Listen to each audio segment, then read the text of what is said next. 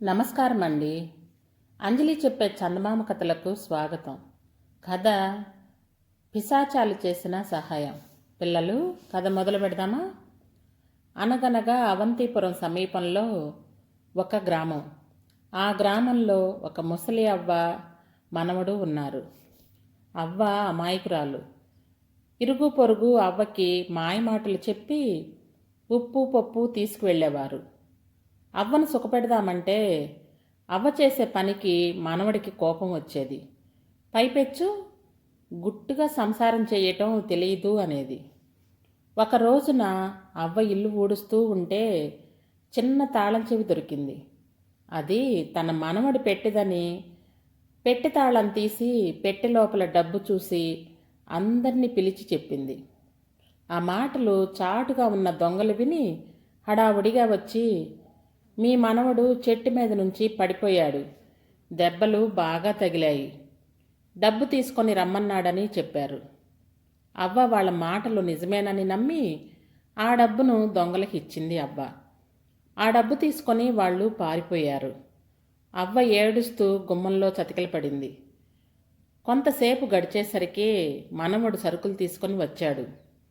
అప్పుడే దెబ్బలు తగ్గిపోయాయా నాయనా అని అవ్వ అడిగేసరికే, అవ్వ చెప్పిన మాటల వల్ల అంతా తెలిసి నా కష్టార్జితం మట్టిపాలు చేసావు గదే, ఇంకా కాస్త కూడబెట్టి పట్టణంలో వ్యాపారం చేద్దామనుకున్నాను.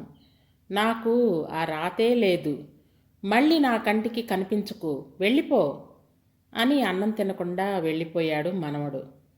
మనవడి మాటలకు అవ్వకు పట్టరాని దుఃఖం కలిగి అడవిలోకి వెళ్ళి పిశాచాల బారిన పడి మరణించాలని బయలుదేరి వెళ్ళి చింత చెట్టు దగ్గర కూర్చొని, పిశాచాలు పిశాచాలు రండి అంటూ అరిచింది.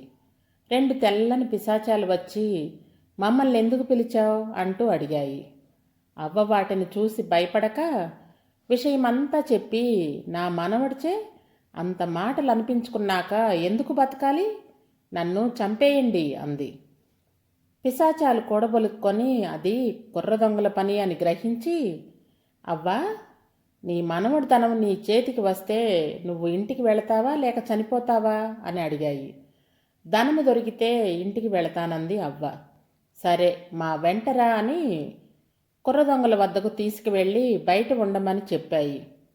లోపల అందమైన అమ్మాయిని వాళ్ళిద్దరూ ఏడిపించటం గమనించి ఆ అమ్మాయిలో ప్రవేశించి, నేను పిశాచాల పెద్దమ్మ పెంపుడు కూతుర్ని, మీ సంగతి చెప్తా అంటూ ఇద్దరిని చావబాదింది. దాంతో వాళ్ళిద్దరూ పారిపోవడానికి ప్రయత్నించక రెండో దెయ్యము పిశాచం ఆవహించి ఉన్న దెయ్యం కాళ్ళ దగ్గర పడేసింది.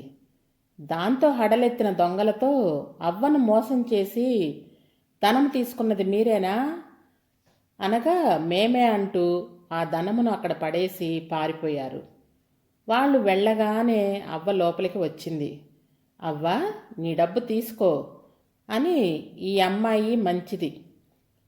సవతి తల్లి బాధలు పడలేక వచ్చి వీరి బారిన పడింది. నీ మనవడికిచ్చి వివాహం చేసి సుఖంగా ఉండు అని చెప్పి అదృశ్యమయ్యాయి. అవ్వ ధనముతో పాటు అందగత్తెలాంటి అమ్మాయిని తీసుకురావటం చూసిన మనవడు, అవ్వా, ఎవరీమా అన్నాడు. నీ భార్య, నీ ధనము ఇదిగోరా అంటూ జరిగిన విషయం చెప్పింది. మంచి ముహూర్తం చూసి వారి వివాహం జరిపించింది. వారు సుఖంగా జీవిస్తున్నారు. పిల్లలు, కథ కంచికి మనం వింటికి. కథ సమాప్తం.